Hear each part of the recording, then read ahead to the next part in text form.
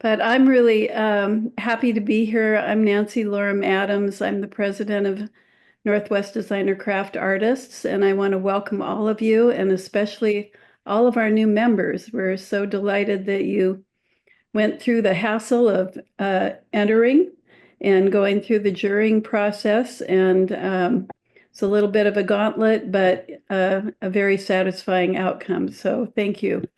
Thank you for taking your time to do that. And we're delighted that you're a part of the program now. I hope you'll get engaged and be a part of NWDC. We are still a volunteer program organization, even though we have Daniel, who's our excellent executive director, but we still need people to be involved. And we hope you will get involved and also participate in shows and activities like this throughout the year.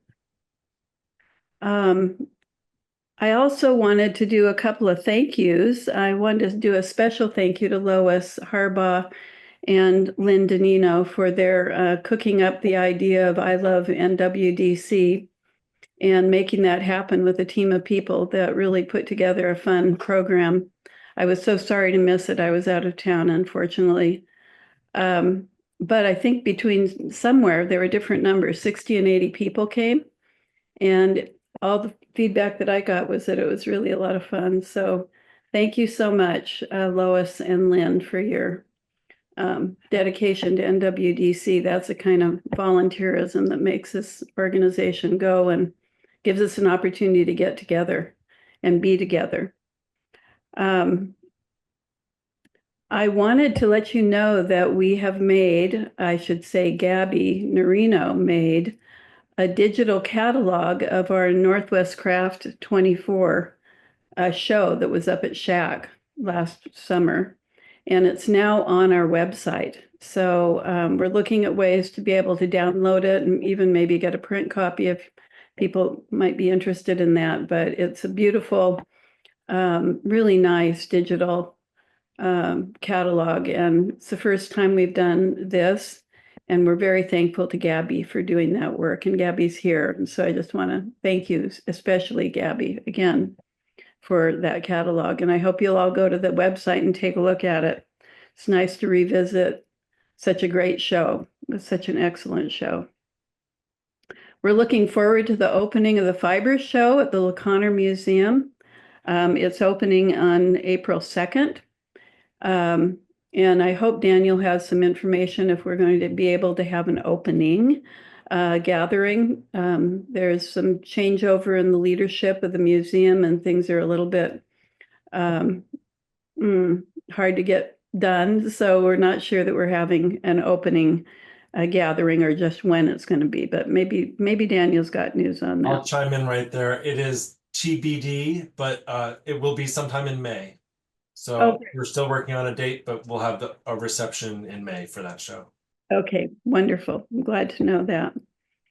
And I was happy to see that a lot of our new members submitted work to that show, and we had a very good turnout. I think over 40 pieces will be in the show, a nice collection of wall work and pedestal work and good display, excellent display of NWDC's fine artists in all the different fiber mediums. We also have an opening or a show coming up this summer, and the entry is still underway, and that will be at the Linwood Convention Center. And that should be a really interesting show. It's going to run for a long time. And our relationship, I know that some of our members have had work in that setting. I'm looking forward to going there, and we made the connection through our membership and also through this person's relationship to Shack Art Center and her seeing our show up there, and that really motivated her to ask us. And that brings me to also wanting to compliment the exhibition committee for all their fine work. They've really been working for over the last couple of years to generate a lot of exhibitions for NWDC, and we love that. And there's more on the docket. These are just the ones that are right now. There's ideas underway, and we're always in the market for trying to find venues for exhibitions. So if any of our new members have any ideas, connections that could help us to look for exhibition locations, please let us know. Please let Daniel know. Well, I'd like to turn this over to Daniel now. I'm looking forward to sitting back with my glass of wine and enjoying seeing all the new art and our new members, and also hearing from Greg Robinson, our new honorary member. Daniel, take it away. Greg, I'm just going to spotlight you, considering you don't have an image to share like the other artists. And, we're very happy to have you on board. Greg is also participating in the Handwork 2026 initiative that are exhibitions and Living Treasures videos, and hopefully some other sort of collaboration with the folks over at Craft in America. He gave a little presentation last time I was in that meeting for Handwork 2026. So just exciting to see that BIMA is really aligned with the craft community out here, and seems like it will be the beginning of hopefully a long relationship. So here's Greg. Thanks, Greg. Thank you very much, Daniel, and everybody. It's an honor to be selected to be an honorary member. And I was trying to think of how I connected with the craft world in particular. And I remember I was about 10 years old, and a friend of my mother's wanted to go to the Bellevue Arts and Crafts Fair. And she didn't have a date or anything. And my mother thought I might be interested. So I went with her. And I think that was probably my first exposure. In the 1980s, I lived in New York City. I went to graduate school there and stayed for 10 years. And I had a career, my first career in hospital administration and planning. And I somehow stumbled into planning an art collection kind of at the end of this big project. And that was also an exposure kind of nationally. We thought we should represent a lot of different regions, and I was able to really learn so much more. In 1995, I started as the director of Pratt Fine Arts Center, and I had really lots of help guiding me through the craft world. You can imagine Pratt Fine Arts Center with its jewelry and its glass programs and several others. Nancy Warden was a very close friend of mine, and I've had mentors and guiders to different contacts.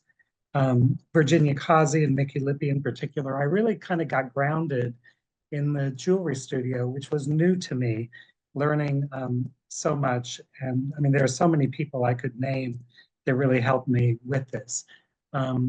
It's interesting that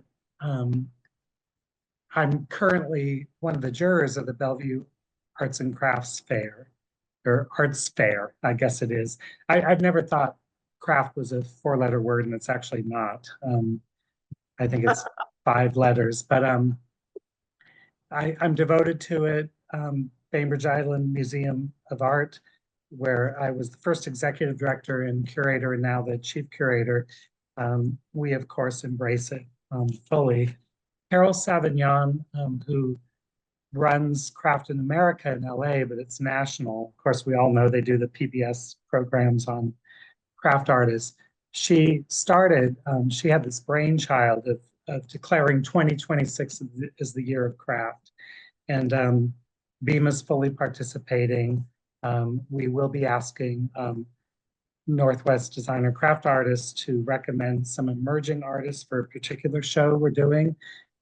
Some of your members who are more emerging in the spring of 2026 to help kick this whole year off. I know that our organization can participate in other ways specifically. But my life has changed because of the exposure I've had to not only the art form, but the artists behind it. So, I'm here to learn more, and I recognize a lot of people. Several of you have already worked with me over the years. It's been an honor, and I don't know a lot of you, so there's always more to learn about. I think that's it. I don't know if anyone has any questions.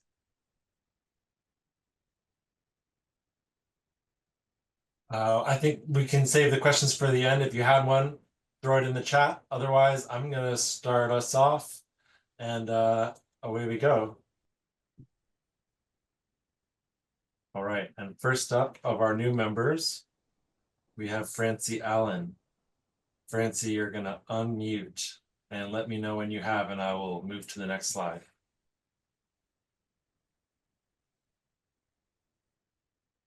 Okay, can you hear me? Yep. Yes, thank you. I'm so delighted to be part of this organization now. This first piece is called The Oboe Player. It's made of wire netting, and it's a suspended figure about 4 feet long. It's part of a solo exhibition that I had at the San Juan Islands Museum of Art a couple of years ago. And the installation was in the glass atrium. And working with wire netting gave me the opportunity to experiment with sound, which, like light, travels right through the figure since it's so transparent. So I collaborated with my son, who's an audio engineer, to create a music sculpture installation. Next slide. This is the back view of the violinist. And as you can see, it's got a compartment in the back with a mini speaker. So my son took a Grammy-nominated symphonic piece that he had and put the separate tracks of music through the mini speakers in the different violinists, in this violinist and the other musicians. Next slide. And this is the flute player, and you can kind of see the mini speaker in her torso. So when the viewers went up to each piece, they heard a separate track of music that was part of the whole. And when they stood in the middle or to the side, then they could hear the whole symphony. Next slide. And this is the bass fiddle player. It's the back view. He has 2 mini speakers in him, in his leg and in his back. And one thing about working with wire netting, I love the transparency and the light airiness of it, but the problem is that the viewer's eye tends to look right through the piece and not rest on the surface. So one way I solved that problem was to use gel medium with color and trowel it onto the surface, giving just enough oomph to the just enough bulk so that the viewer's eye lands on the outer surface of the form. Next slide. And this is a larger than life-size piece called The Philosopher. And this is a second method that I used to get the viewer to be able to see the outer form, the outer contours. And I used light. You can see there's a light illuminating his torso. And this is the first time that I started trying using paper pulp modeled into his face and the palms of his hands and the soles of his feet. Next slide. And this is a third way that I used something to create, to allow the viewer's eyes to rest on the surface. And that is that I took pieces of squares of screening, metal screening as in screen doors, and I crumpled up the squares of screening and I shoved it under the surface, under the outer surface of the form. So it created kind of a ruffled look like fabric, and created some bulk to the outer contours, but yet you could see the piece was still translucent. This piece is called Dancer in Repose. It's a life-size piece. Next. And then I started playing with modeled paper pulp over the wire screening. I always love to work in clay, and so this afforded me the chance to get some more solidity into the piece. This piece is called Stop. It is part of a sort of environmental and social and political justice themes that I was working in. It's like, stop making enemies, make friends. Next piece. And this is another piece where I was working with gender issues. This piece is made of paper pulp, modeled paper pulp on the inside, and on the outside, the armor is cast paper.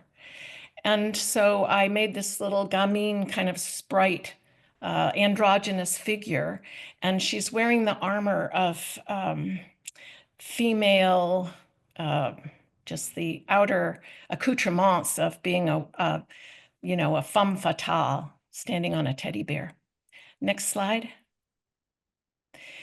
And then now I've started working pretty much exclusively in cast paper. The wire caused a lot of stress injuries to my hands. So cast paper is a soft medium, and I model the pieces first in clay, and then I make plaster molds, and then I cast them in paper pulp, and I get to color them with pastels. This piece is Cloud Catcher, Portrait of Puget Sound. It's a wall sculpture that's about 10 feet by 9 feet wide. So that's it. Thank you. All right, Bonnie, do we have Bonnie here? Yeah, I'm here. All right, away we go. Okay, perfect. I am from Fairbanks, Alaska, and I'm by training and background a dancer. So I'm a little bit in love with Francie's work right now and recovering from that. I weave fairly large format tapestries, and that's a fairly recent thing in my life after performing arts. This piece is Calamity, and it was woven at a time when two people very close to me were experiencing sudden, unexpected, cataclysmic, life-changing loss. One figure represents someone very close to me who lost her husband, the other, another friend who lost a very dear friend. And this is all during the pandemic. So I placed them in a landscape that was stark yet beautiful, that had mixed elements of hope and danger, of exploration and isolation. And the characters along the side are actually the word calamity spelled out in multiple languages and different characters and runes, jumbled up, distorted, and scattered back onto the canvas of the tapestry. Go ahead with the next slide. And continuing, this is just a detail of the big splash across the middle. I think you can see in my work the dance background in a love of movement in tapestry and trying to make things flow and move around over the course of the tapestry. Next slide. And in the mountains, again, in the upper part, that landscape that's both beautiful and mystical and also very alarming all at the same time. Next slide. People in Alaska often interpret this piece about being about climate change because of the ice in it and the collapse of the ice. And this is just a detail of that. Next slide. And the female figure surrounded by the calamity itself and isolating from the change, a little bit of a detail of her. And next slide. And so that piece wasn't big enough. So I decided to take one on that's a little bit larger, again, in a storytelling vein. And this is just very simply an origin story. The mythical characters as guardians watching a truck with a young couple rolling on into a ghost town. For me, this is specifically Madrid, New Mexico, but people identify with ghost towns everywhere, not just throughout the Southwest, but Alaskans often see this as being Kennecott Mine in the upper portion of this. Next slide. And a little bit of a detail of the mine itself. And there's actually some surface design on this too, some little noodles and embroidery and things to give it a little bit of tooth and texture. Next slide. That for me is actually my Uncle Fred painting a rail car, but representing the creativity and hope in trying to bring this town back to life. Next slide. And my favorite part, the guardian and the owner of mischief and also of the hope and forward thinking, the coyote. And I think that's it. Oh, the truck with the young couple riding on into town, looking forward to their new life. And thank you very much. Great, thank you. Susan Cohen Thompson, do we have you live? Yes, I'm here. Can you hear me? Yes, thank you. Thank you for this opportunity. All right. This piece is Nourished by Moonlight. It's a tile, ceramic. I'm working in ceramic, and it's 6 inches by 6 inches by 1 inch deep. I've been painting for decades and doing the ceramics since I moved to Camano Island, but they're like little canvases, and I start out with this type of work is I carve it into the original work into like a rubber sheet, and then I press it into the slab. So I do all slab built. So Nourished by Moonlight is kind of a literal interpretation of just being spiritually nourished by the moon. Next slide.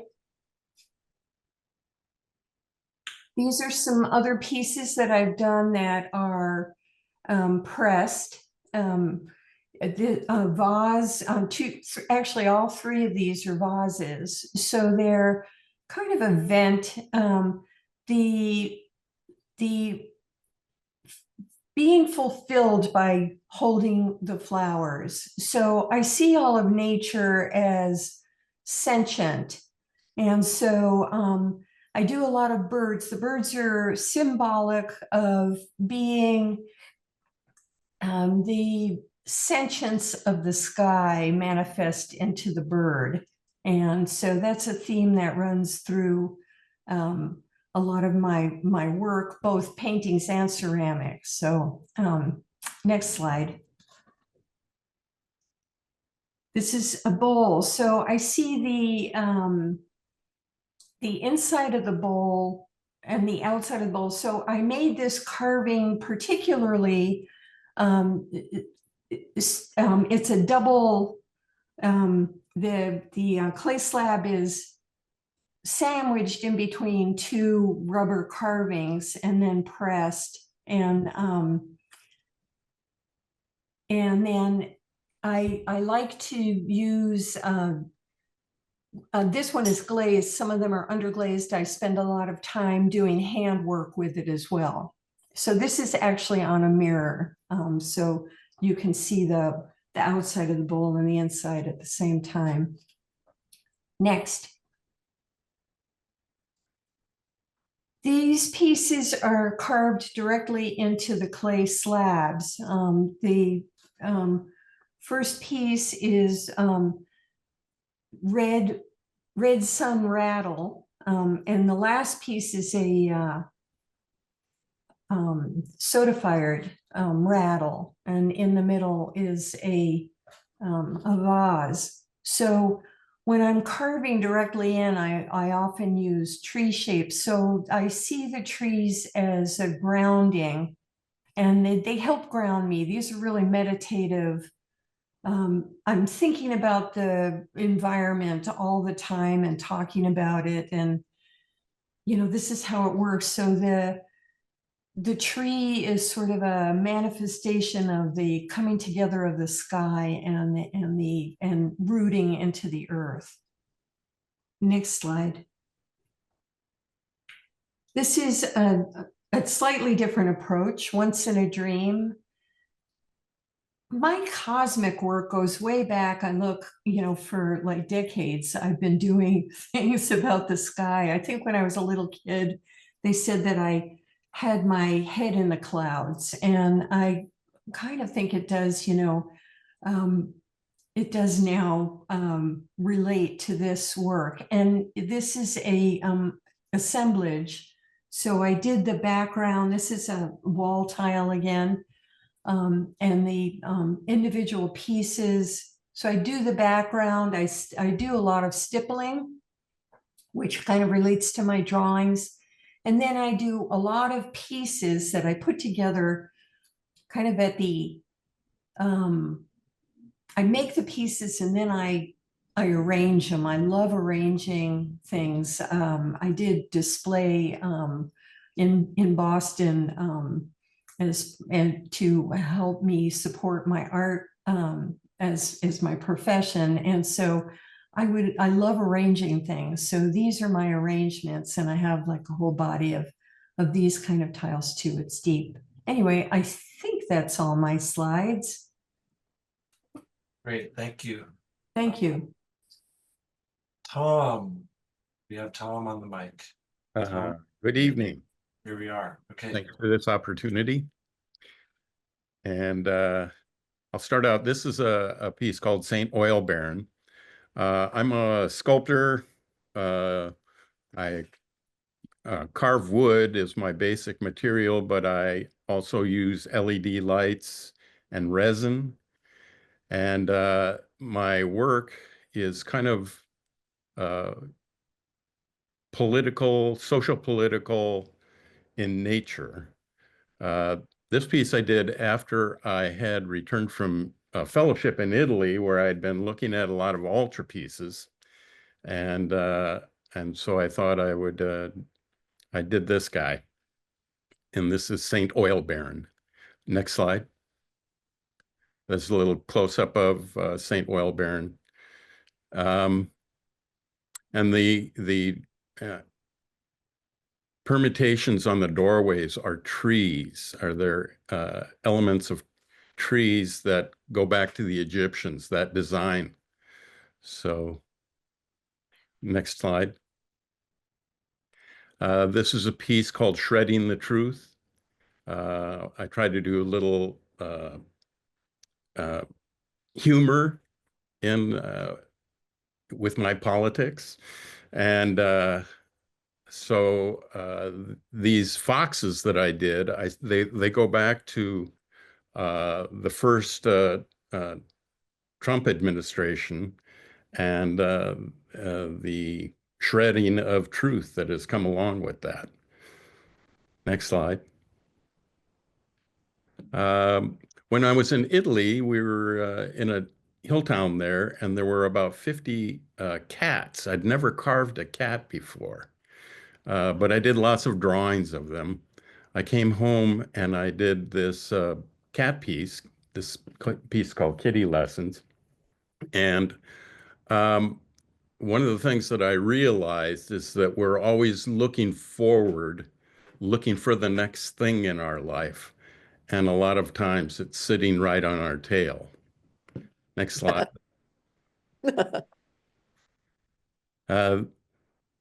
This piece is called Surge, and I grew up in the Midwest, so when we were kids, we used to go out and chase tornadoes and stuff. We'd follow them down if we could. But the elements of those, and I still have relatives in the Midwest, and they are going through a climate. Their world is upside down with climate change. So this piece is about climate change and what's going on there. Next slide. This piece is called Truth TV. It's pretty self-referential there, and there's my fox again. And I make the foxes, I try to do them in a kind of cartoonish way, even to the point of using 3 fingers on the hands. The TV screen is cast resin, and since I did this piece, now there's this crackling and cracking that's going on all over the cast resin screen. And I thought that was pretty amusing. And I remembered Marcel Duchamp's large glass when his cracked apart, and he thought that brought, it finished the piece. So that's what I'm thinking with this piece. Next slide.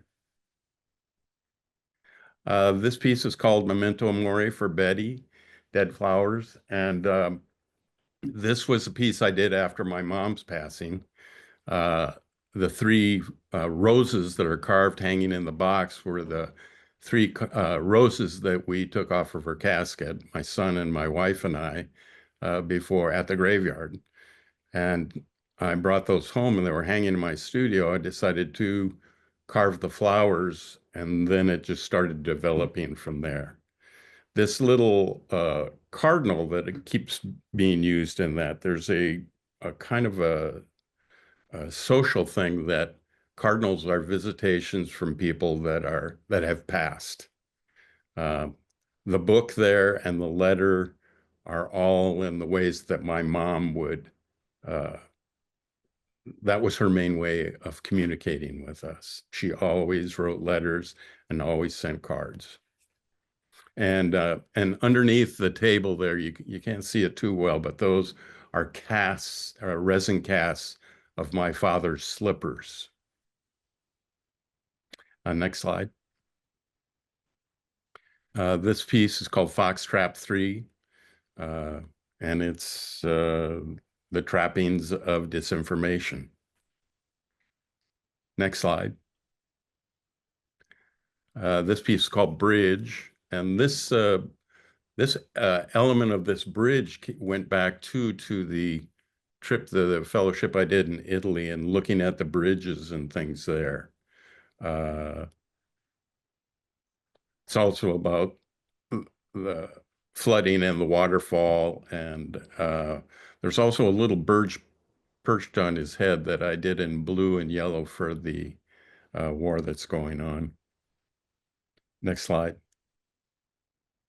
There you go. There's a close-up of that. Next slide. Thank you. Thanks, Tom.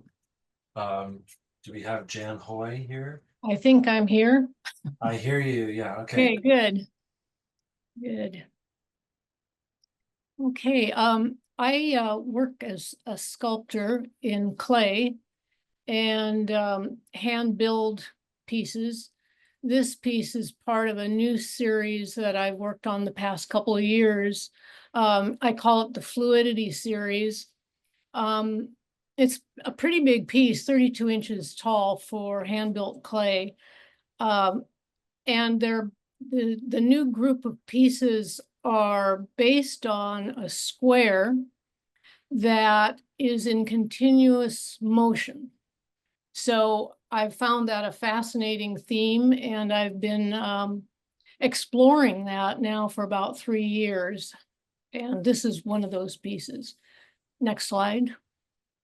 Okay, this is another of those. It's an interesting piece in that if you see the other photos I have of that, it has a lot of dimension. It goes way back and around and then sits atop stainless feet and a little stainless pin.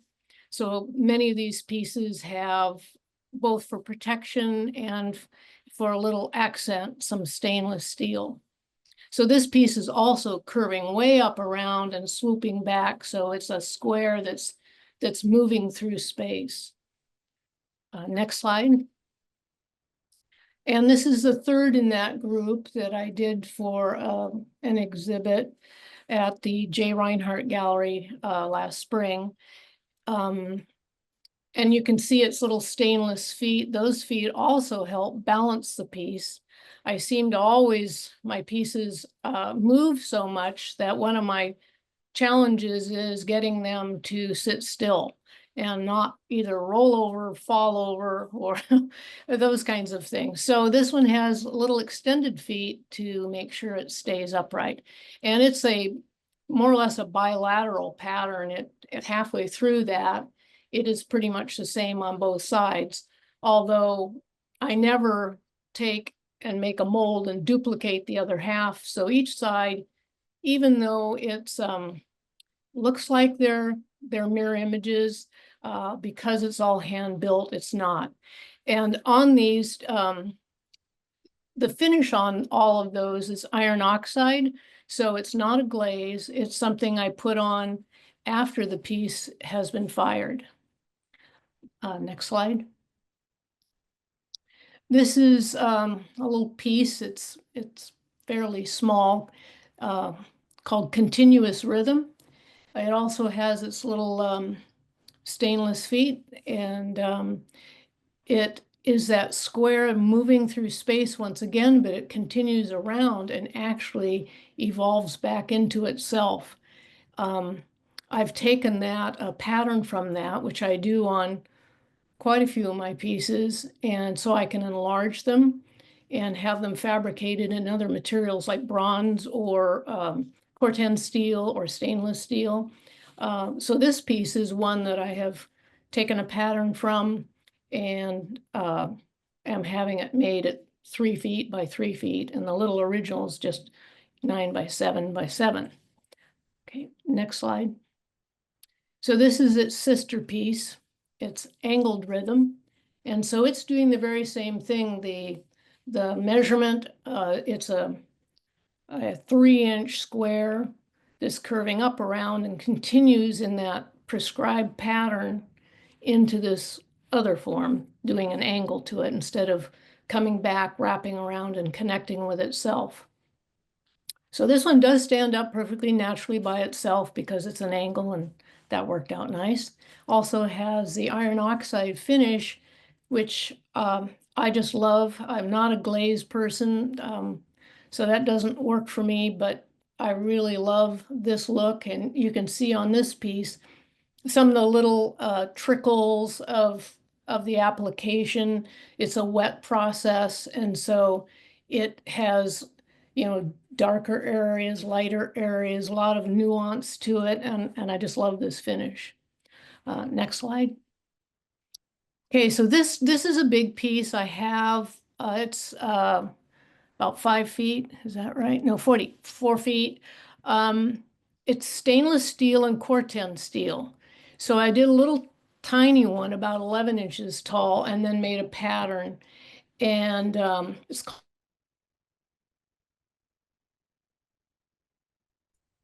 Jan, I think you lost your mic.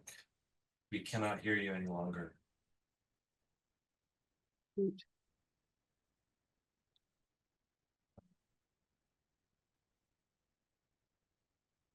Although she still shows us here. Yeah, your microphone and your camera have gone off, Jan. I'm gonna give you 10 seconds and then I'm gonna breeze through these slides. Oh no.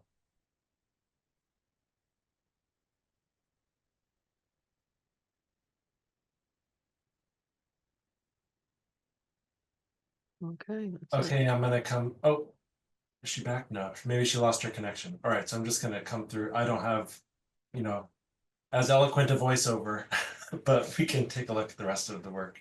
If you had a question, you should raise it at the end.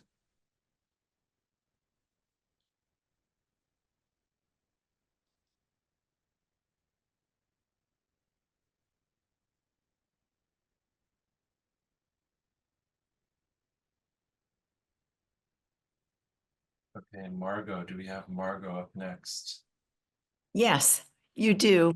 Thank you, Daniel, and thank you for all the work that goes into such an event like this. I am from Fairbanks, Alaska, and that's interesting because that's not one of the slides I sent for this event, although it is one that is was part of, I think, part of my application. And Yes. We'll it's see. perfectly fine. I Okay. can talk about this as well. All of my pieces are based on really an appreciation of space, even though my medium, I would say, are found objects. And what I'm really interested in is contemplating how objects fit in space and how the space of one object relating to the other and to the space around it, it can be expressed in a contained architectural setting. So I call these box constructions, and they are not very large. This one, yeah, well, you've got that there. So let's see what the next slide is you might have. I have no idea now what's going to come. Okay, this is the one I was planning on. In the early days, these box constructions were often narrative, but my more recent ones are what I call distilled images that are more intellectual in the sense that they are considering space and the relationship of one mass to the other, positive and negative. Next one. Okay, here's another example. Again, not planned for this event. Let's go to the next one and let's see if you have something. Oh, no, not this one either. Margot, we must have mixed up a file folder. I'm sorry that these are the application images, yeah. Yes, what I had hoped to, let's go to the next one and see what we have. Yeah. Well, these are sculptural chairs. These were not meant to be in this presentation either. This is a very different thing from what I normally do, but it's based on nature and meant to be an appreciation of the boreal forest in which we live up here. Let's see what comes next. And that's a detail of one of the chairs. They're all about 6 to 8 inches high. Next. Okay, this is one that was supposed to be in this group tonight. Very often I put the boxes together, and when the boxes come together and get hinged, as you see this one is, I call them artist books. And if there's one label I would claim at this point in time, it is a book artist. And this all folds up into one contained book with these 4 individual 3-dimensional pages, and they spread out like a concertina. And again, the medium is all found objects. This one based on 1910 Hudson automobile that was done for a collaborative show for the Antique Art Museum, which we have here in Fairbanks. Let's see what's next. This is one of the things I was hoping to show, although not in this particular form. This is an artist book that is, again, based on space and unfolding of these architectural units, I would say. And they open up in a way that an artist book is supposed to take time and participation to fully experience. So if you can picture this particular piece all folded up, it would fit into a 4.5 by 4.5 by, say, 2-inch box. And hence I call it an unfolding gallery book. Its title, Tanana Sun, refers to the river here in the interior of Alaska. Are there any more? Oh, okay, we have another artist book looking backwards now, and this is a box book, again, in closed form, and I'll bet the next one will be open. And you can see how, again, this opens in these box-like spaces that really go back to the little Japanese shrines that you might see by the side of the road when traveling in Japan. That and my study of medieval altarpieces in graduate school are the main influences of my work. They're very Alaskan specific, especially this piece where the little wooden pieces are river sticks, the stones are river stones, and there's salmon skin and a river reeds behind each piece. Are there any more? This might be it. Yeah, Thank you very much. Yeah, thank you, Margot, for being flexible. Wonderful. Thank No you. problem. Jan, or we have Jan here I'm tonight? here. Okay, Great. I'm here. Thank Hello. I'm so proud to be here tonight and be a part of Northwest Designer Crafts Artists.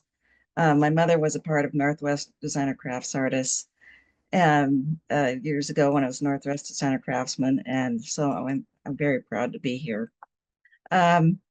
This piece is called Branching Out. It's actually the biggest piece that I've done. And I was so proud that I could make a piece this big. I was a painter, and I only started in ceramics during the pandemic, beginning of the pandemic. So, and I was a graphic designer and an art director for about 20 years. So a lot of my graphic design work and art direction work kind of shows up in my art pieces. And then I decided what I loved about ceramics was being able to design around the full 3-dimensional piece and add concepts sometimes. But I love the texture and that I can get with ceramics and with the glazes and the markings and everything. So you can go on to the next piece. This piece is called Freedom, and it happened before the election, hoping for freedom, which we didn't get. But it still stands true today, and I love the freeness of it. Next piece. Um, this is a graphic landscape. I just love working with the forms and the texture and the line work and the balance. And so a lot of that stands true today. And having dimensional things come out of the work and little dots for texture and um, just it's just me all the time, just making little marks, and I just love it. Next piece. This piece is called Juggling, and I just never made a piece like this before. I wanted to fool around with wire and balls and see-through forms, and it worked out. And it was an experiment when I made it, but it did sell, and I was happy about that somebody else could enjoy it. Next piece. This is just a black and white face. I actually made this for a class I was teaching. And it was, uh, very, very free at the time that I made it. Nancy Loorem actually purchased it at the gallery. And it was just, a nice graphic piece. Next piece. This one ended up being more conceptual. It's got kind of rain marks in it, and the XWT means it'll love water more. And on the right side there, you can see where the water is kind of draining from the reservoir. So it has more of a climate change concept to it. Next piece. This is, well, I guess we got the names mixed up at the bottom, but this is a pear vase. You can kind of see the little textures around the pear on the whole vase. Next. And this was just a space dome. I just had fun building a sculptural piece, adding things coming out of it, and the little rings in the center on the middle piece, those rings move up and down. And it's just, fun with shapes and color. The glaze in the middle on the black square is just a matte underglaze, but it does have a satin finish on it around it, so it does have texture. Next piece. That might be this is the equation. So most of my pieces they're all one of a kind. They just kind of happen, and this ended up being the equation, which could mean a lot of different things today. And this might be the last one. Nope, one more. Wishing well. I guess we all need a wishing well today. So there's just a lot of the marks, and that's kind of the top piece comes off, and you can make a wish, and it's just bright and cheerful with all my marks all over it. That could be the last one. Great, thank you. Thank you. And do we have Anne tonight? Yes, I'm here. I'm really grateful to be among you tonight. I'm just so proud to be a new member. I'm a jewelry fabricator at heart, and the construction process really fascinates me. I like my work to incorporate some whimsy, a little bit of snark, or something out of the ordinary. And this first one is an alley-oop tie tack. Tie tacks are usually very serious, but this one is clearly not. And it's fabricated so that the propellers actually spin. So let's go to the next slide. This is a piece when Mitch McConnell tried to silence Elizabeth Warren during Senate testimony. he thought he was saying something terrible and shameful to her by saying, "Nevertheless, she persisted." But I thought that was a terrific anthem for all that Elizabeth Warren brings to the table. And this is intended to be sort of in the format of kind of chain mail, as if it were a little bit of a form of armor. So nevertheless, she persisted. Next slide. I do a lot of enameling in my work, and this is the detail from a larger scale mural where the textures are all formed by chasing and repoussé work on the bare metal before it's enameled, so that you get the combination of color and the transparent enamels that are enhanced by the seeing the texture of the metal through the material. Next. This is a locket. All of my work is totally fully constructed. I don't do any casting. So all these pieces were made out of wire to start with. In the pendant are seed pearls and something called anthill garnets, which are pushed out of the ground by ants as they are creating their community underground. And they're typically found in the Navajo Nation and picked up because they are considered debris by the ants. But I think it's a wonderful metaphor for this concept of seeds of change. And next. The inspiration for this, it takes a village.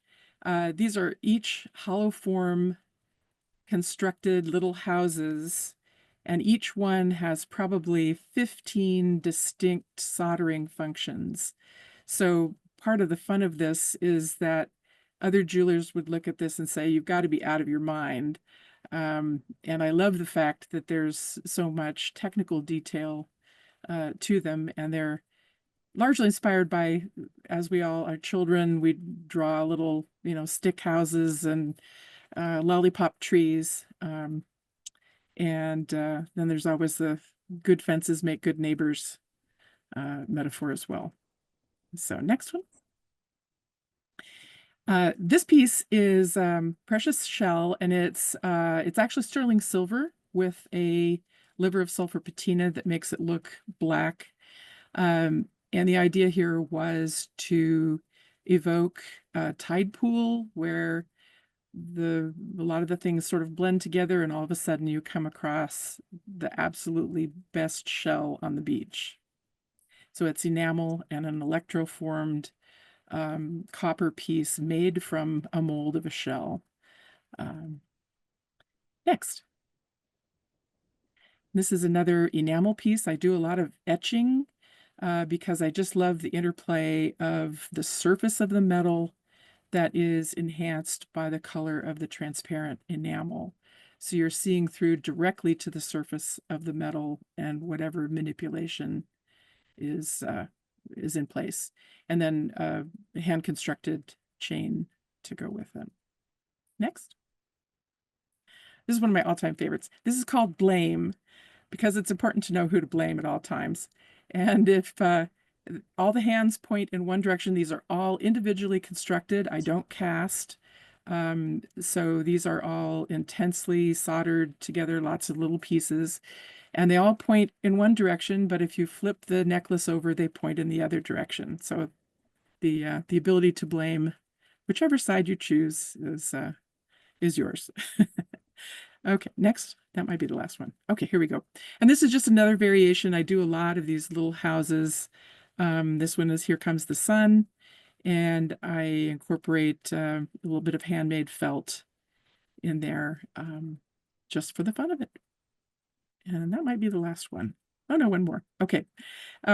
This is a necklace with a Susan B. Anthony $2 or $1 coin. I think it's a $1 coin. A bezel set in a series of little flowers, and of course with the vote. So you get the benefit of a spendable bit of currency with an ode to Susan B. Anthony. Okay, and I think that's probably it. Thank you. Thanks so much. Wonderful. Claire, I know I saw you here. Hi. Yeah, I'm here. Hello. Good evening.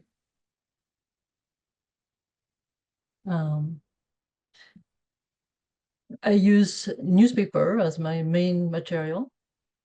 We can move to the next slide. This is a series of called My Father, My Youngest. When I became older than my father will ever be, I started to weave each year a piece. This is a larger piece, 50 inches by 60. There are 12 panels of mixed medium, newspaper, videotape, yarns that are woven with needle. And this is a little bit of a reverse calendar, counting the years without each other. Next. This is a series of sculpture made with newspaper. The series called A Balancing Act. This is poised. Before I put them all together, I see where is the moment when those pieces will fall over, and that's when I fix them onto the marble pedestal they are on. Next. Oh, they're not really in the order, but that's okay. This is, since 2024, I'm using a new material, fiber, roving flax and rami fiber. Unlike the newspaper, this is something that normally is being spun and then used as a yarn and then woven eventually, but used as the yarn. Here I use it as, I use a method of paper making to glue them and form them together into sometimes three-dimensional structure. I'm happy to say that this material award, this piece won the award for Best in Fibers in last February. Next. Here are two details of the piece that's maybe sometimes not very visible on the first picture. Those are lines that are next to each other, and they represent what I see, the mountain that are on both sides of Seattle, the Cascade and the Olympics. Next. Another piece made with the fiber, the roving fibers, flax and ramis, and this one is called Embrace. This is a commission, and that was made for two people who are very much in love and spend their time together. I wanted to represent that. Next. Flottant de mer, part of the landscape with topography, also roving flax and rami. And here we have also some reeds and dyed leaves. Next. The arrow of time. This is newspaper with using the newspaper from France, from L'Equipe, which is a sport, mostly a cycling magazine. I use yarn and arrows. Next. An infinite wave, newspaper, mixed yarn, and spinning the newspaper into a yarn. Next. Great, thank you. Okay, thank you very much. Hi, can you hear me? We can hear you, thank you. Excellent. I work with glass, but I use fibers as well, copper fiber, and I really love the seaweed around here. So this is sort of a fantasy seaweed sculpture. Next. I also have a love for invertebrates. I grew up on a boat in the Bahamas and Virgin Islands, diving a lot when I was young. And I used to volunteer at the Seattle Aquarium. So this is just sort of an exploration of an invertebrate in glass. Next, please. Another fantasy seaweed. I blow glass as well, but I find that that has to be done very quickly. So I enjoy doing sculptures that take more time, you know, a couple hundred hours to weave together is what I really like. So next slide, please.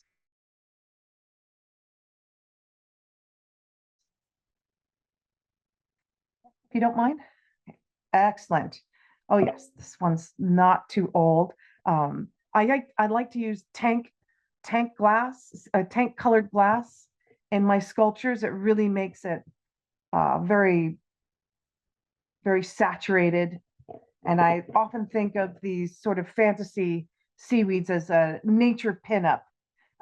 It's difficult to see in the photograph, but there's lots of movement forward and backwards. And I really pull on my experience studying costuming and sort of the fibers, the sewing that I did with my grandmother. And so I kind of make these sculptures, they're stiff, but they look like they're very fluid. Next piece, please.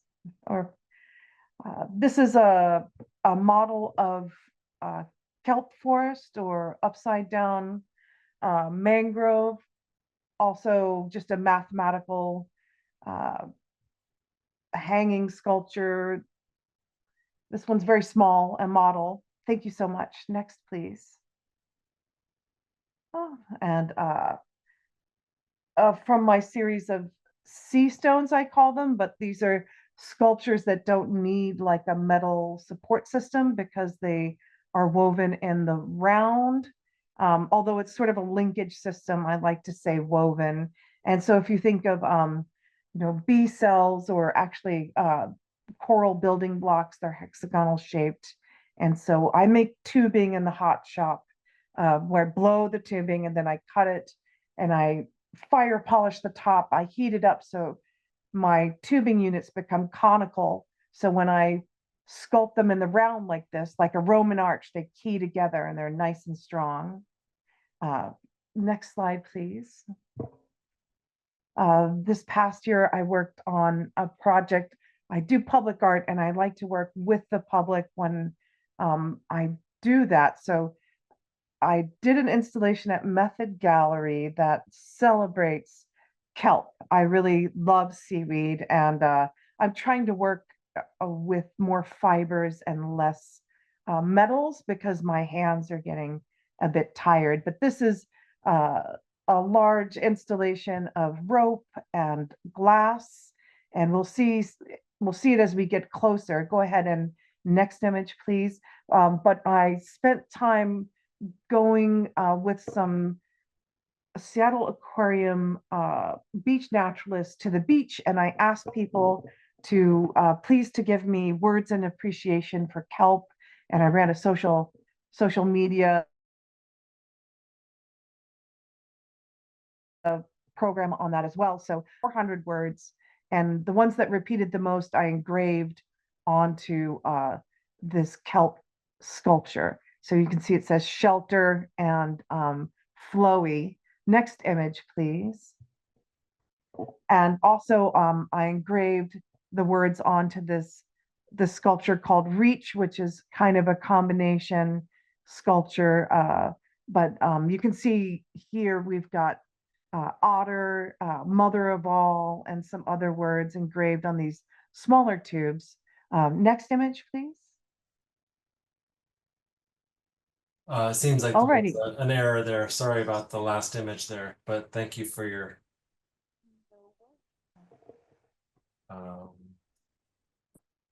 Okay, can you hear me? Lynn. Yes, okay, Lynn, we have you. Thank you. All right, thanks. Well, I do want to say I'm just honored to be part of this group. I've been watching and your group, the group for many, many years. And so it's an honor to be here. And so this piece, I'm a hand stitcher. And so this particular piece is from the Empty Streets part of my COVID-19 series. And I had a horrible flashback when I saw New York City Times Square without any people or cars in it. And it reminded me of this nightmare I had when I was a child. And it was myself looking down on myself, looking out at the streets without people or cars. And so this is one of the ones. It's hand stitched onto paper towels. Obviously, there's multiple paper towels wadded up that I used to create the texture. Okay, you can switch. Next slide, please. And this is just a detail of that. Next slide. This was the very first one of these I did without any of the texture. It was just 3 paper towels, and I just hand stitched the image onto that. And you can next, please. And this is just another detail of that. Okay. And this was what kind of started my whole COVID-19 series. When COVID hit, I just couldn't even go into the studio at all. So after a couple months, it was March, I decided I would start to stitch at 1 stitch for every death that happened in the United States. And after a couple of months, I realized there's no way I could keep up. So I just kept stitching and stitching, and I stopped at 95,194 stitches. And that was the worst month. January 2021 was the worst month for deaths in the United States. And you can go to the next one, please. This is stitched, they're stitched onto toilet paper. So every square of toilet paper has 350 stitches on it. And yeah, so. Lynn, this is Greg. I don't know if everyone can hear me, but we're really excited about this work. So. Oh, well, that's great. We've been talking about showing it at the Bainbridge Island Museum. So I'm thrilled. I'm hoping we can do that soon. So this is my Überlebensgross piece. It was came out, it was inspired by the Women's March of 2017. And it's created out of 20 yards of deconstructed Dupioni silk for the braid. I removed the warp threads and left just the weft threads, and that's what I used to create the braid. All of the fabric on the piece is from the Dupioni silk, and I painted with fiber paint and then heavily stitched it. And you can go to the next slide, please. This is the stitching, the hand stitching that I did on this piece. One thing I love is the little bits of warp thread that were left in the hair, in the weft. It just creates another dimension. I think that's really cool. And could you go forward? And again, so this piece is called Refugees, and I have been using Dupioni silk for years and years and years now, and I have still a lot of the selvages that I cut off the ends of this silk. And I thought it was really appropriate if I were to stitch the selvages together, normally you just throw the selvages away, and I decided to stitch them into people to represent, people struggling. And so this is that piece. And could you go forward? I think this is a detail of that. Yeah, so And I believe that's all there is. Yeah, thank you. Wonderful, thank you. Luann Seymour, did you Hi. make it? Oh, good, great.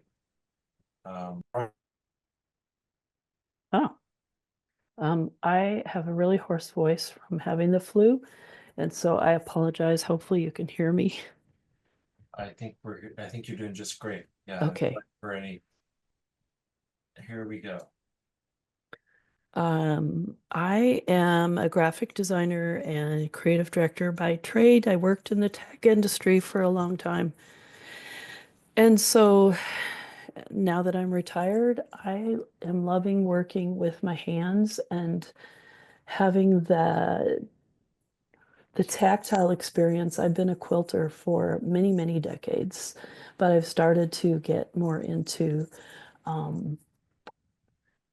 sort of battling the challenges of textile waste. I love textiles, but we have so much textile waste. So one of the challenges for a textile artist is, finding those textiles.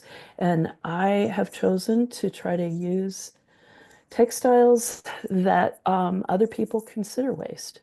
So reusing old clothing, designer samples, scraps. And because I'm a quilter, I'm used to using scraps. So this is a piece, it was a designer sample that a decorator would throw away. It's a piece of linen. I indigo dyed a shibori, arashi shibori wrap around a pole. Next slide. This is a piece that I made after my father died. It's about a fire that we had when I was a child. Our house burned.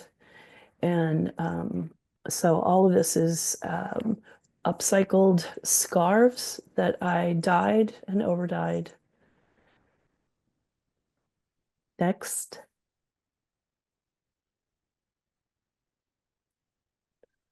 This is a close-up. It's all hand quilted. I love quilting and I love using hand stitching. And because of my graphic design background, I love letters. I love letter forms, and I love the combination of images with words. Next. This is a second one about the same event, but here I told the whole story.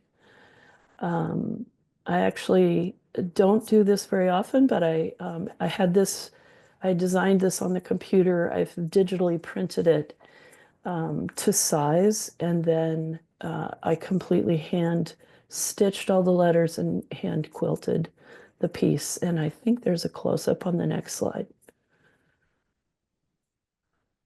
So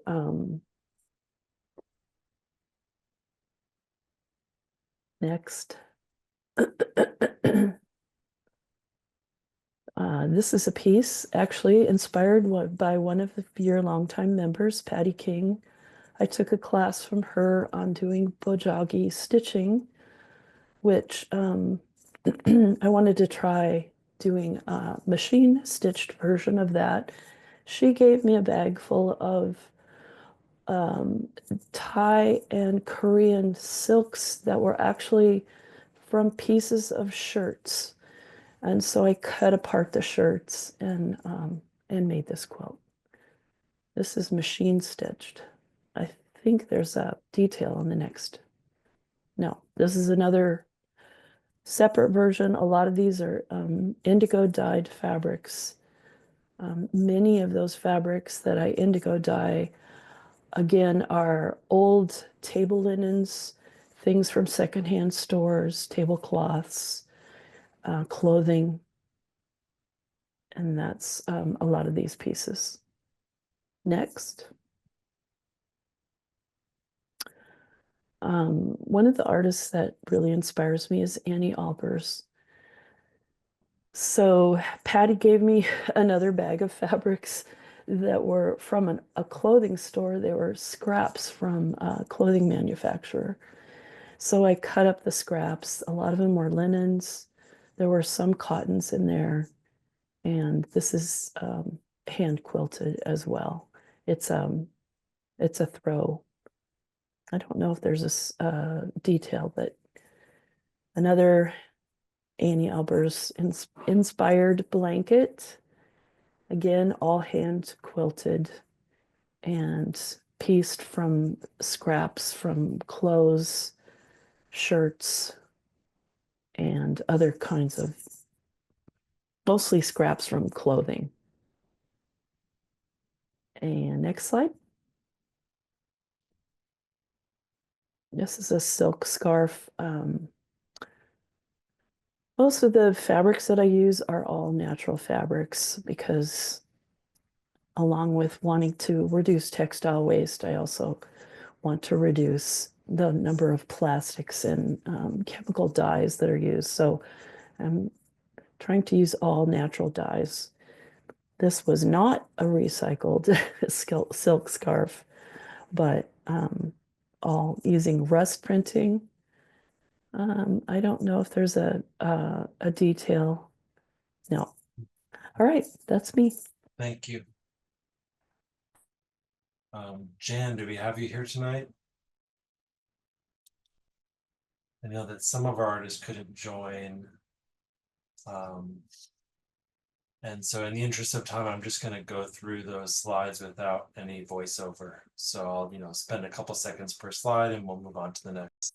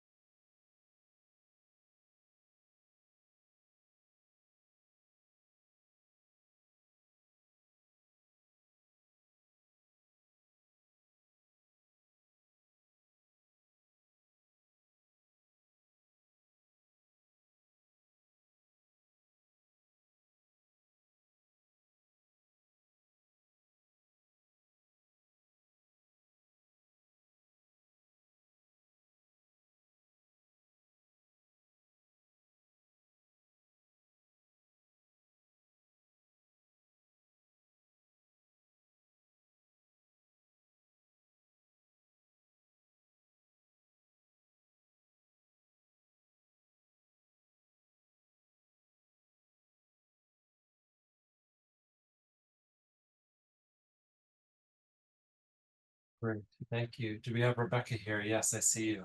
Yes, I'm here. All right. Thank you. I'm so happy to be here. And this is an early piece I did. It was inspired by the death of a niece who had an unfortunate accident as a young adult. And it was my thought that she kind of inspired me, being a rabbity type of person, that you could, if you want to be able to have a chance to meet up with a loved one who's passed, that there'd be a magic carpet and you could fly around the world and talk about places you've been. And so from there, next, I started to think, what else can I do with rabbits? I love the ears for a design, the big feet and the ears. They're wonderful design elements. This piece was just juried into a national show by the Ohio designer craftsmen. So it's heading to Ohio and will spend most of the year there in their craft museum there. Next. played around with owls of various kinds. This is unfortunately is not the one that had a bunch of mice that were kind of laughing at the owl because it couldn't see him. But next, Brother John. He's a imagined character. I looked up references for very knobbly fat knees, but I just, as a counter to the Greek and the Roman doing very classic, the perfect male specimen, I wanted the average guy, the American dude, Next. This is me meditating on climate change and how we could possibly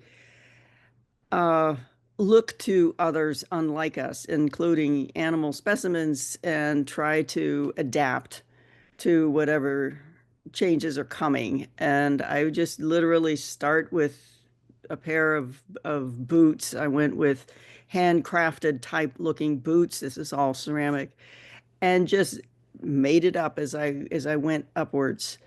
And that's what happened. So next. This is my first totem. This is a ceramic or a cement base with a steel rod, but the rest of it's all porcelain and was wood soda fired. Again, I start with the base, well, with the rectangular element, and I wanted to do that was just to bring some height. And then I thought about the topper piece at the end. Next, I think, is a detail of the otter itself. I was very fortunate. This was just plain bare porcelain, except for some black on the eyes and the nose. And the kiln gods did all of the detail work of the with carbon trapping and such and flashing. Next. That's it. Great, thank you so much. Phoebe was potentially going to present tonight, and then she was held up. So I'm just gonna quickly breeze through those so that we can move it along.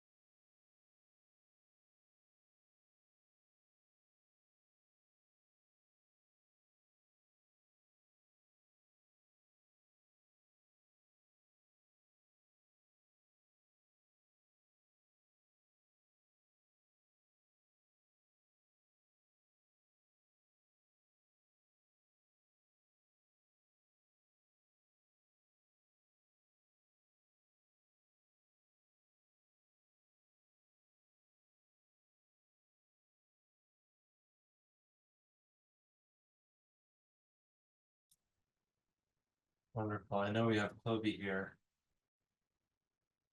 Finding. Hello, unmuted? You are unmuted. Good to hear you. Diana. All right, here we go. Lovely. All right. Hi. So I went ahead and I am going to be talking more about my work as a body than about sort of the individual pieces, because I am a potter and I do tend to see sort of all of my forms as just like small sort of specific thoughts along a particular concept.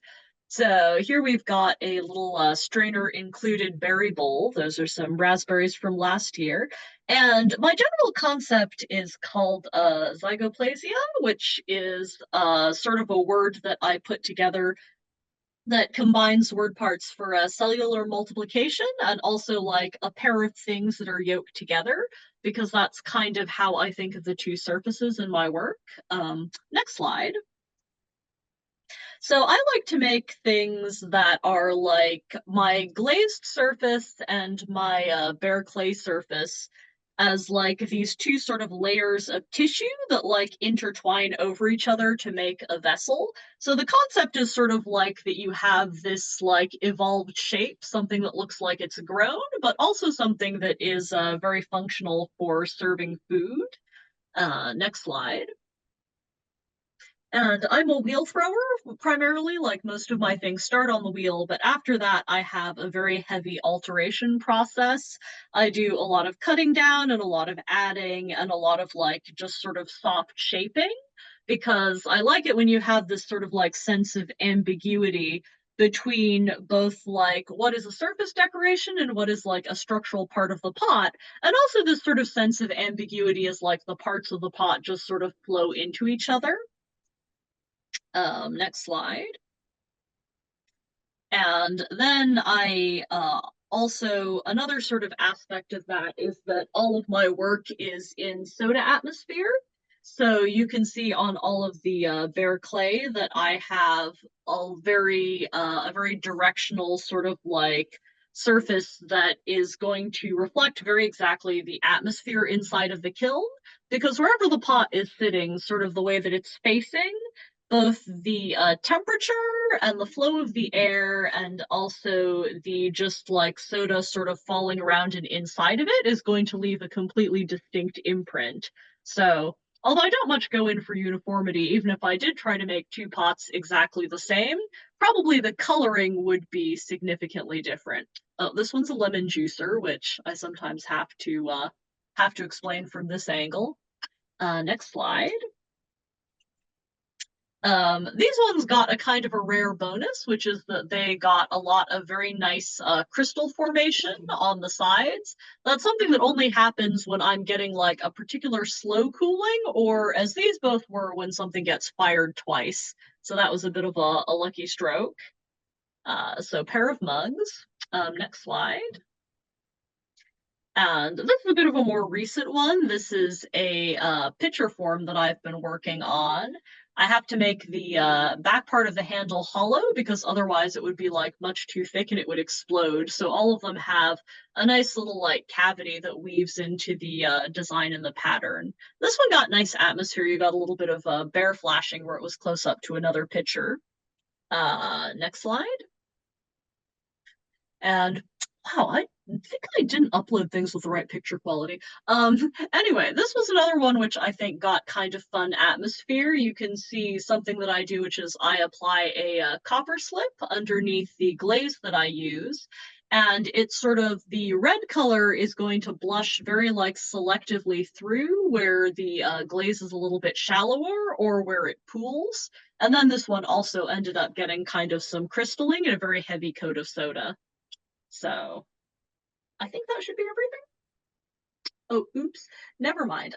Teapot, this is a pretty recent form that I've been working on, and the handle, or well, you've got the handle and then you've got the lid, which is a concept that I really like for jars, because when I have a very round form, having a knob on the top sometimes feels like a bit of an interruption.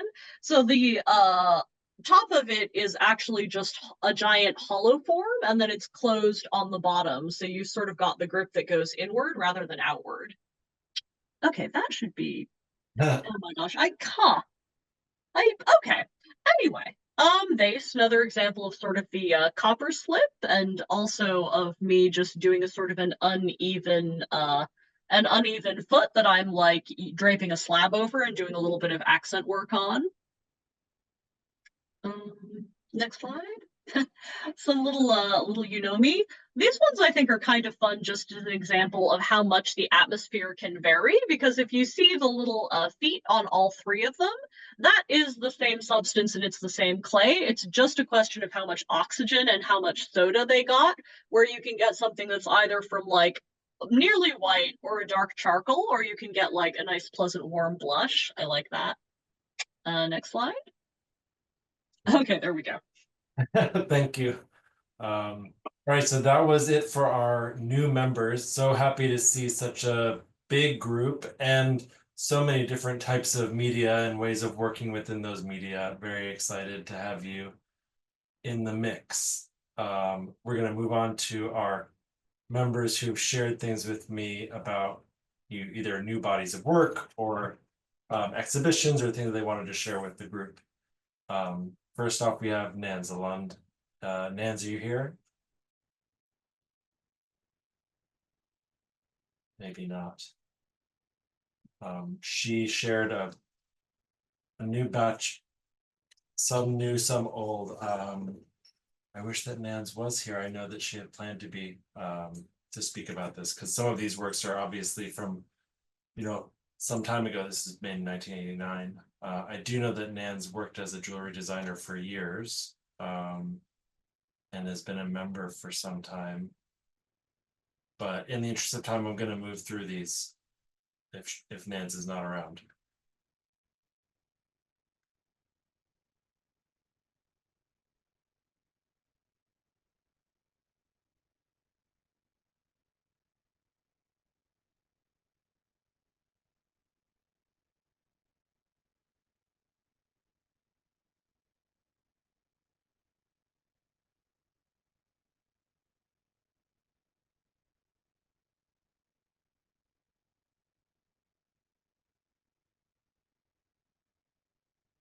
All right, Patty King. I know Patty's here, yeah? Can we unmute you?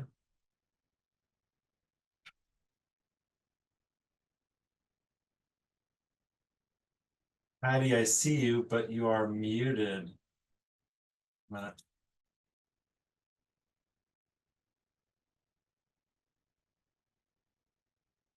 Can you hear me? Okay, I'm unmuted. Oh, there you are. Great. Wonderful. Okay, great. Whew. I thought I'd be later because I'm down the alphabet a ways. Okay, ready. You're ready. All right, here we go. Yeah. Okay, this is hand stitched Jogakbo Bojagi, and this is from a series that I made last summer using really bright colors because I was feeling very optimistic that maybe we would have the joyful woman in the White House instead of the terrible one we have now.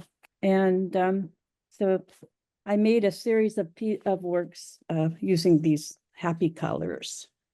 And it's, yeah, next. This is also part of that series. Again, I'm using traditional Korean textiles, hemp, rami, some silk, and some of it is hand dyed, and it's all hand stitched with embroidery floss. Next. And this is kind of a quote of a Paul Klee painting. Close, but not exactly. His piece was called Memento, and this I just thought should have a different name. So again, it's this traditional Korean textiles, and I've been teaching the technique of stitching the Korean bojagi for the last 3 or 4 years, and it really resonates with our current and very important concept of sustainability and not wasting and using every little scrap of fabric. Next. This is the rug that really I thought would be the last rug I ever would weave after having been a rug weaver for 25 years. Last summer, I sold most of my rug yarn and a loom, and I thought, now I'm done with weaving. But then I wanted to weave a rug, so I found a leftover warp, and I had some leftover yarn, and this came of it. And again, it expressed my feelings of joy and optimism for hopefully the success of Kamala's running, but it didn't. Anyway, next, this is my grand finale Bojagi work. It's 2 panels. Each one is 6 feet wide by 8 feet high, and it was made for a friend of mine in Port Townsend. It's using all different shades of white fabric, cottons, silks, etc. And it's kind of a metaphor for life, in my way of thinking, where some things are very transparent and easy to understand, and others are quite opaque. And so we have opaque fabrics that you can't see through, and it culminated and was installed right at the time of my 80th birthday. So it's kind of a working at this scale, on this scale compared to my smaller pieces, was a challenge that I wanted to give myself as I'm going into this 8th decade of my life. And I'm very happy how it turned out. That's all, I think. Yeah. Wonderful. Oh, I think that this slide got mixed up because we looked at Margot's work already. Sorry about this. This is probably where it should have been the first time. Not sure how this slide ended up like this. Sorry, everyone. Zia, there you're here. You could unmute. Oh, there you go. Hi, everybody. Oh, I'll turn this on too. So what you see here is a process. There's not any finished things along here. These were just more of an adventure that I thought you might enjoy finding interesting. I had the idea to make a quilt largely because I had some beautiful fabric in my stash that I bought all over the world, and I'm not getting any younger. Next slide, please. Anyone who knows me well knows I'm not a precise person. Most people measure twice. I measure so many times I lose track of what I'm making. And I'm not a particularly good sewer, except for sewing paper. But I thought to myself, oh, go for it. Just put some stuff together. So these were the first 2 stages of trying with these beautiful fabrics to make something that worked. Next slide, please. So that didn't work. So then it got made all into one big quilt, and then I hated that. So then I cut that into a bunch of pieces. In each case, each of those other stages, I just thought, how can I take such beautiful fabric and make something I find not at all to my liking? So the project sat around and was on the wall for some weeks or months, and I tried different arrangements. Finally, I heard the muse say, cut it up some more, and I did. Next slide.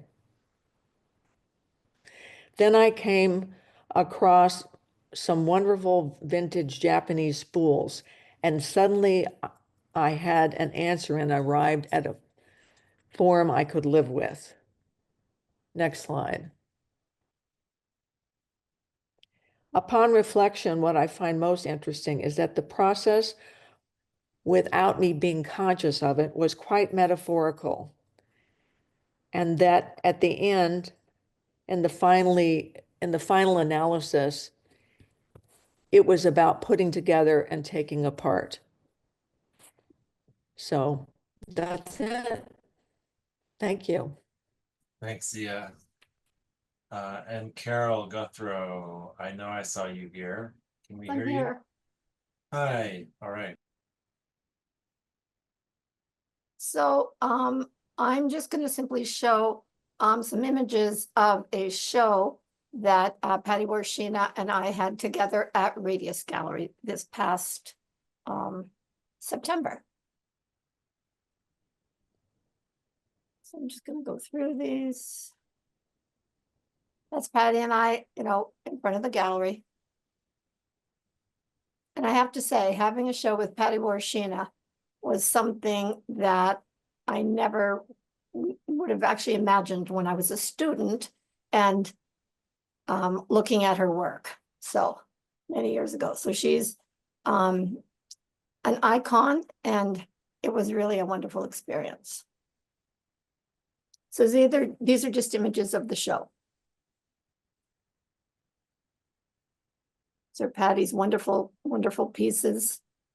We have a lot of movement and humor, and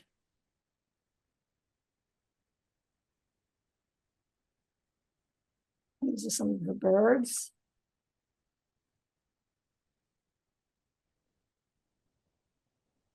Just images from the show. These are a couple of my pieces, and this is at the opening.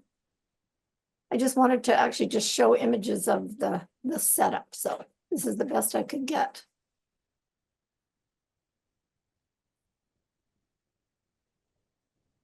Just a close-up of one of my pieces.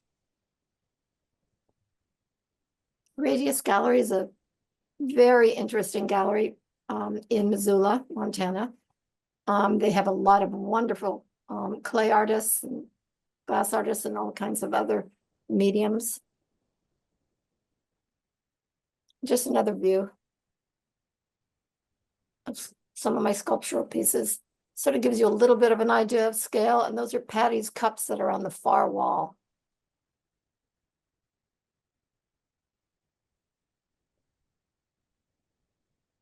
This is my tulipier.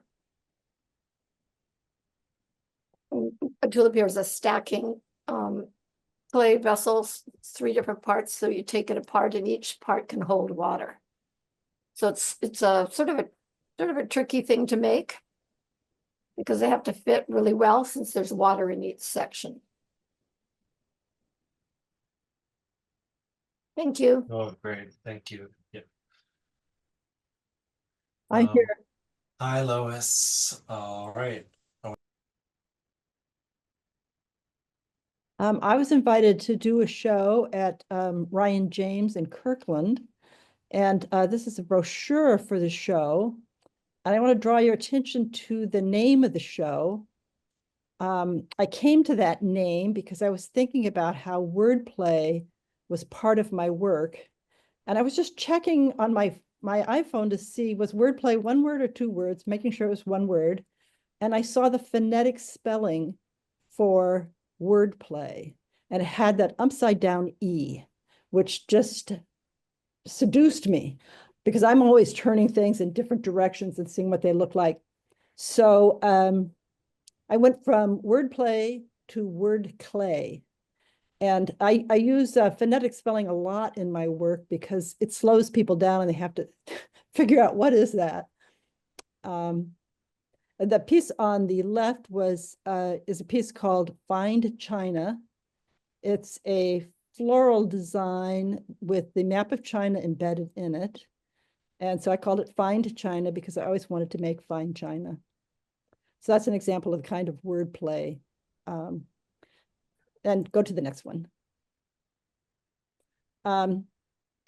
So this was the brochure that I worked with Sharon Swanson to have for the show. And we made this brochure to solve a problem, which was, the problem was that I had all these little anecdotes that went with the vessels, but if I'm not present, how do we communicate that to the viewer? And so we talked about doing wall notes. We talked about having QR codes. And in the end, we decided to just do a handheld brochure that people could also take home. Next. This is our computer mock for the front window of the gallery. And I'm showing you this instead of a photograph of the front of the window because the photograph had so many, the window had so many reflections, I couldn't get a good photo. But again, the challenge for me was I make small to medium-sized pieces, and I needed to occupy these 8-foot spaces. And so I was, I did the computer mock because I was just concerned. I wanted to make sure that the work could hold the space. And the on the left window, the disc, the terracotta disc, where I actually thought of as signage because the top one says word and the bottom one says clay in the phonetic spelling. And amazingly, somebody bought the one that says clay. Next. This was one of the pieces in the window. One of the things that happened was I'm showing work in this show that goes back, as much as 2.5 decades. And I had the opportunity to correct anything that I was uneasy about or that was not quite perfect. And so that's what I'm showing in the next few slides is the pieces that I altered for this particular showing. And so on this one, I just had a platform with a teapot sitting on top of it, and I thought that was too rickety. So I remade it so that it's much more stable. And there's a story, there's a story that goes with this mutter piece, but I only got 2.5 minutes, so I think we better go to the next. Also in the window were these 3 little teapots. This is the first time that they have ever been out of my studio, even though I made them really a long time ago. And I date stuff from when it leaves the studio. So I was happy that these finally got to be shown. Next. This was one of my very early pieces. And again, I swapped out a vessel and put in a new vessel. The center vessel is a new vessel. And I think it made a world of difference. And each time that I alter a piece, I'm trying to go towards beauty. My pieces start with concepts, so sometimes they're kind of informational even. And so the movement is from that to beauty, keeping the concept, but making it more beautiful. Next. This is a piece that I had lost the base to, and so I had to remake the base, and I really do like the new base. This piece, I can't tell all the stories because it takes too long, but this piece is called Internet Research, and what it was the first time that I ever researched something about ceramics on the internet. It was full of misinformation. And I decided to illustrate the misinformation. On the internet, they were talking about ancient Chinese work, with ancient Chinese vessels where the court in the Song Dynasty drank liquids through the nose, and they were called nose drinking cups. And they just went on and on about how delightful that was. And then finally, at the end of the post, someone corrected it and said, hey, there were never nose drinking cups. That's a mistranslation. The Chinese call where the spout comes out from the vessel, the nose of the vessel. And that's probably how it got misinterpreted. Anyway, there were no pictures of the objects. So I decided to make the objects and came up with Internet Research. Next. Since I was trying to link my vessels with narratives, what better way to do it than to put my QR code on, on the vessels? And this is QR code from my website. Next, called pattern recognition. This was a piece that actually did not make it into the show. We just ran out of space, but I made it for the show, and it's called Not Not. And I think that's it. Oh, this is an overall shot of the piece. You might recognize the coffin piece that was at the shack. That was the coffin's maiden voyage, but since that show closed down for the pandemic, I thought it was a good idea to show it again. And that's it.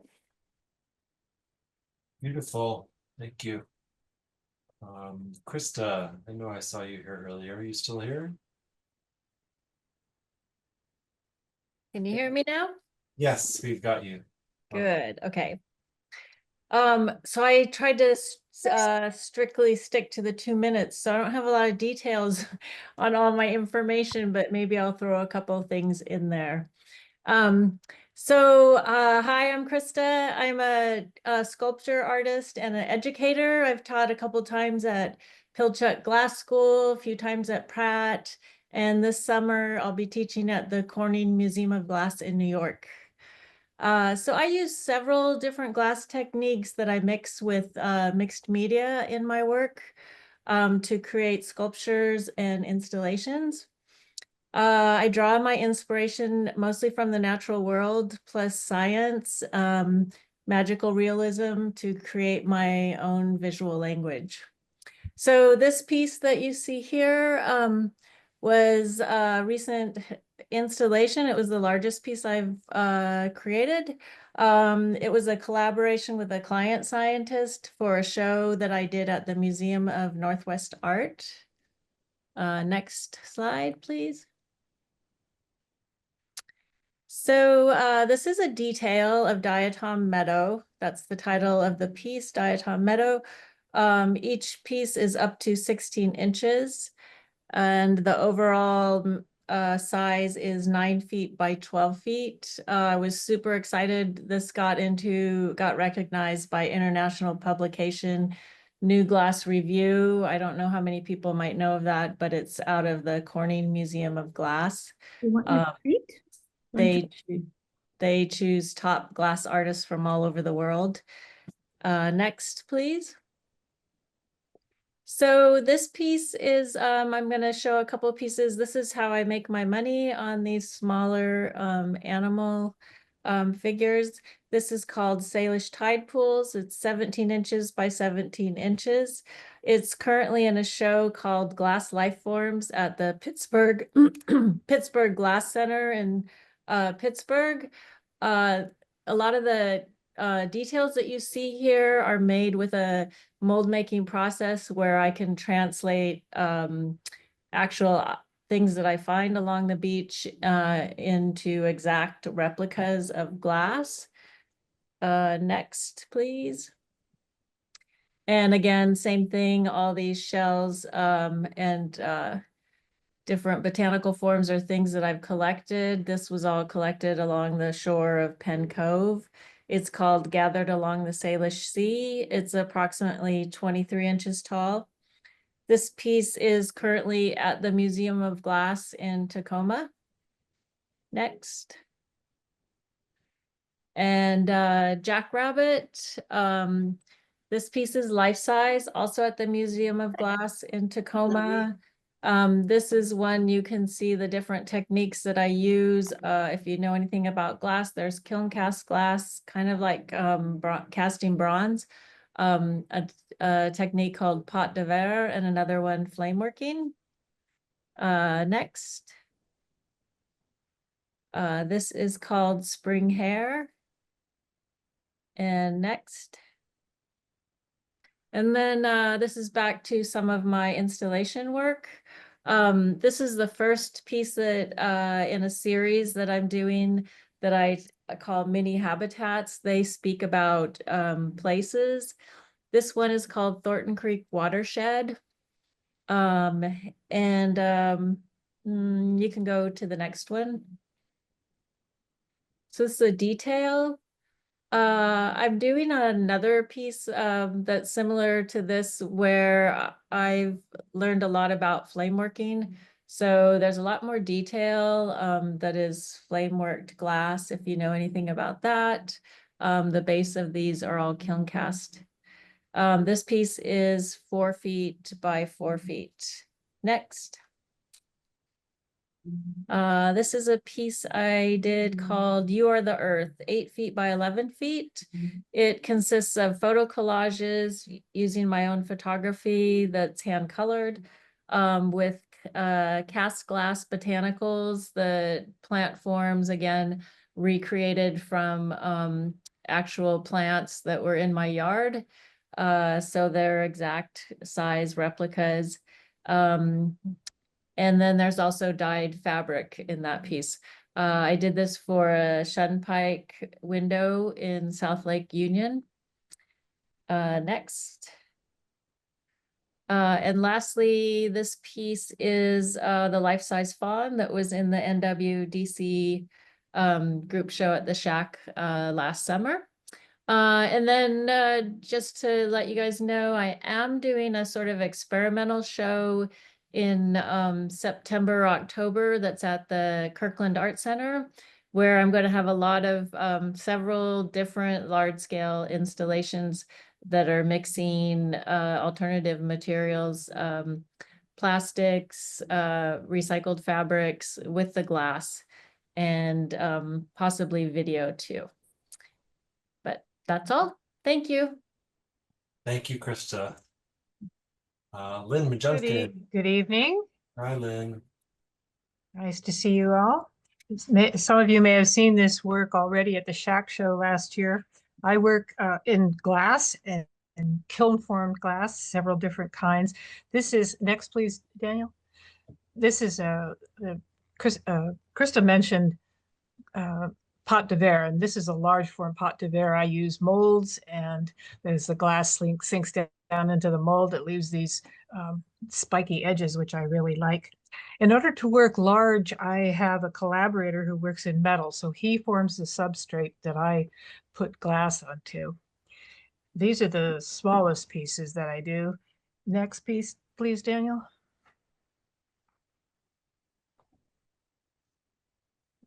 There we go. So these are public arts. 9 artists were chosen, and we were each given 3 panels to fill, and of these different sizes, and they are the life cycle of a butterfly. This is a yellow swallowtail, which some people consider the state butterfly for Washington. Next. Next. I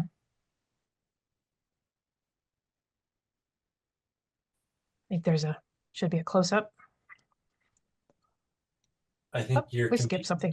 Okay, yeah, there you go. I think your internet might be lagging. I'm moving a little faster, and I no problem. got ahead of myself. So you see the stainless steel background, and then I make a mold from the metal in a ceramic fiber, and then I cast the glass in there. So I cut up all the different pieces of glass and throw them into the different cells, and then fire them in the kiln. Then I take them out of the ceramic fibers and glue them into the metal using elastomeric glue. Next. This piece we did in honor of the Yakima Nation. This is in Roslyn. We worked with the tribe. We took a scan of the chairman's hand. It's in 15 layers of metal. And then if you want to show the close-up, please, Daniel. I filled each of the spaces between the joints of the fingers with a narrative piece that was kiln cast. And so the pattern is embossed on the backside of the glass. And I worked long and hard with the tribal members to do each separate one. I think there are 36 glass pieces, and each one had to tell a story in a particular way. Each finger represents a different aspect. The thumb is earth, then water, then air, then cultural resources and natural resources. Next.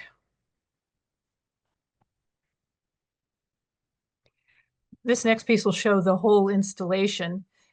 They had a 16-foot diameter concrete pad with a salmon embedded in it, the steel and resin salmon. The benches are made out of steel with concrete on top and river rock inside. And then this is the dedication. This is part of the tribe that was being honored and had this wonderful party for the community.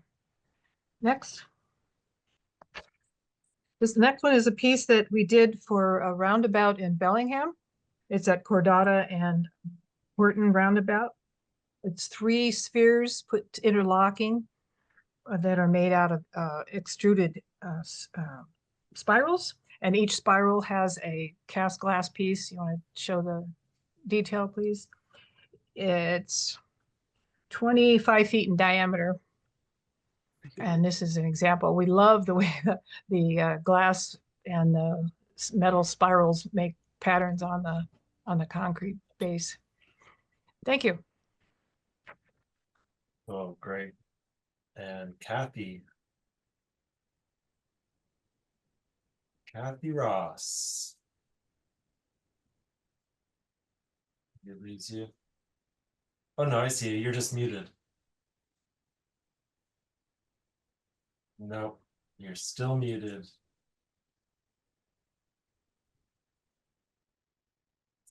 She's joining us. There we are. I think I There we got. go. I gotcha. Good. Sorry, I Okay. didn't. Okay, I don't see any pictures. Oops. Wrong picture. Kathy, Ta-da. see this drawing? Okay, this is good. Okay. So this is from about a year ago. I did all these sketches, and this is sort of the most legible one of them. It's an island with planets sprouting out of it. Next. So after I figured out the scale, then I started making the planets. So this is the birdhouse planet. And the next